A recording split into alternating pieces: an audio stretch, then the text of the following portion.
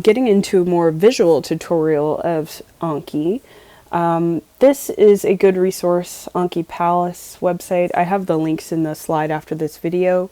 This is a good place to start, as well as here's a written guide produced by the same website, if that's your style. Finally, more my style is the YouTube channel. The Anking is the YouTube channel that I turn to and where I've gotten most of my comfort from.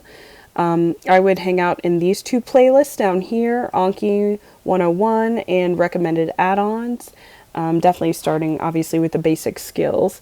You probably don't have to watch all of these videos. They're pretty short, but I wouldn't, don't feel pressed about it. I know you guys have some orientation times. You can squeeze this in here and there.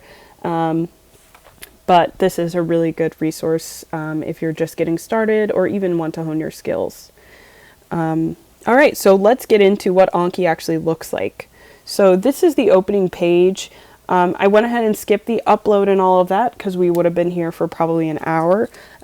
This presentation, I've actually done it like a couple times because I keep messing up the recording. Actually, I don't. It's my computer. Here's information you don't need. But that's why a couple of the cards are active. So as you can see, there are different categories. Anking is the online deck that has been created for medical professionals, specifically med students, and it has tons of cards that cover all of the material and beyond of what you're going to cover in each module. There's also an anatomy deck that is extremely helpful. You can see both textbook images and cadaveric images, and there are very few, but a few clinical questions included. So let's get into how you pull cards so that they're active so that you may review them. So you're going to get into, I can just go ahead and tell you about this top bar. So decks, that's the page that you're on now. It shows you all of the decks you have. It shows you the cards that are due, as in you've seen them before, but it's time to review, and all the new cards that you have unsuspended or cards that you've made active that are ready to be learned. Add is where you add and create new cards. Anki is really awesome in that it has different types of cards, so not just the traditional front and back, but you can also occlude images, meaning blocking out certain parts of a pathway or certain parts of a structure. And they also have fill in the blank type cards. So there are many options here, but I didn't include how to make your own cards in this tutorial because I think the highest yield is to learn and be familiar with the existing cards and how to use them to work best for you. So we're going to get into browse. This is the meat of this tutorial.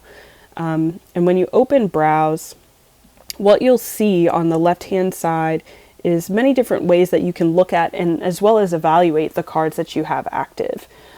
Today I'm going to probably spend most of the time in tags, so let's open that up. And so as you can see, there are many tags and they're going to have subtags. There'll be subtags under that. And so it can be kind of overwhelming, but just really read what you're seeing over here and you'll be able to navigate it intuitively as you get more familiar. So I went ahead and opened the Anki Step 1 version 7. There are different versions here, but I find that this does just fine. It has everything that I need in it.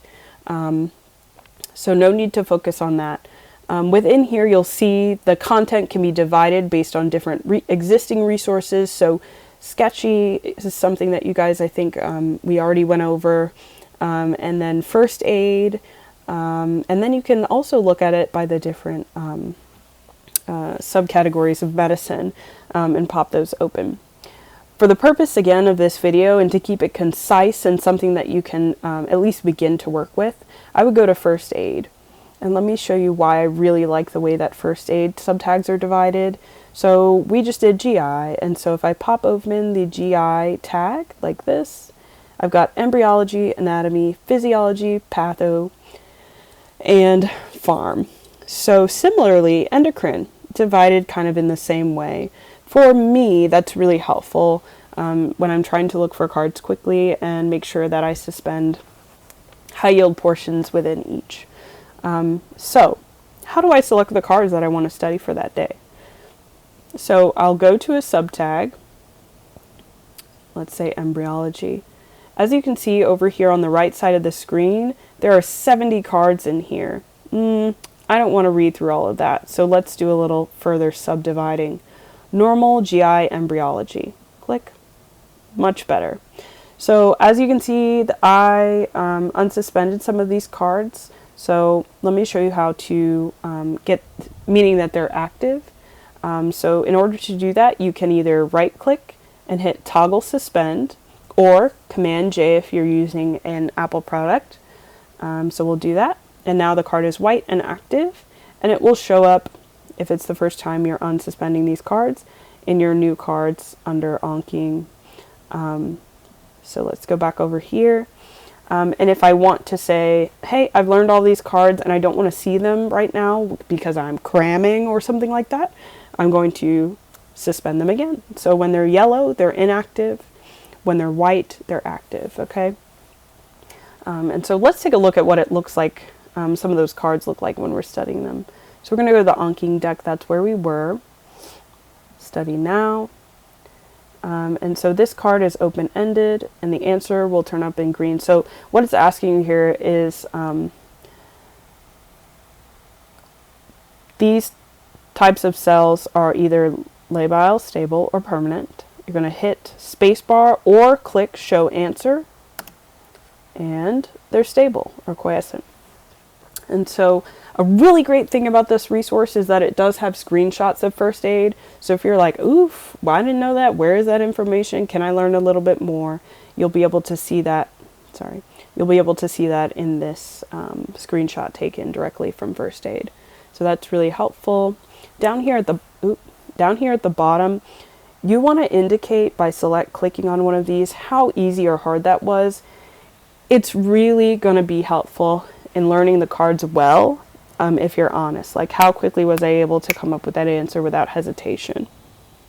Okay, so, and then I want to show you, this is also the same kind of thing. I want to show you a fill in the blank answer. Okay, so sometimes cards will appear in this way where they'll have a sentence and there's a section blocked out. And so you have to identify, obviously, what goes there. And it's called a closed deletion. And so sometimes they'll give you a clue or a little bit of really pertinent additional information. Otherwise, you'll click on these additional resources or the first aid screenshot. Okay, so that's what some of the cards look like. And again, just really lean on these subcategory and subdividing if you're looking for something specific.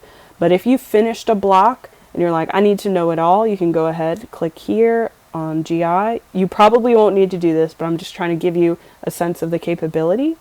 And you're going to click over here, and you can still hit select all, and you can unsuspend them so that they're active and you're able to review all of them for that GI section. Okay, we are not going to do that, and I'm just going to suspend those.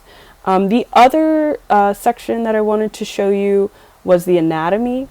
You're not going to experience this in your first block, but once you get to that anatomy, flashcards I found are really helpful because you have no business making your own anatomy cards, period, unless it's supplemental. So similarly, you have subdivisions, region, I would say. I mean, they're all fine. Like, you can pick, like, system will obviously be by system. General, it does have some helpful language for naming and stuff. I never used it, but I found it today while I was trying to practice this tutorial. And it could be helpful for you, especially if maybe you're a career changer or something like that. But back in spine, and the same process, you'll just select the cards you would like to make active or unsuspend, right click, toggle suspend. And so I want to show you what some of the anatomy cards look like, because anatomy will include both cadaveric images, meaning real bodies, as well as drawings from the textbook. So as you can see, this is real bone. It's asking me what is shown at location number 1 here, and superior articular process. Okay, so at the bottom, if you'll notice, the increments that it's asking me about review are a little further apart, because at one point I knew all these things and had studied them a lot more. Okay, So they also include some imaging cards, as well as, let me find one for you, cadaveric images, so real bodies. So it's asking about number 3. So I would not use this to replace going into the lab, and the reason being is that when you have to understand the clinical correlates, you need to know the whole path of a nerve or a vessel. And I find you get to do that really well when you go into the lab in person.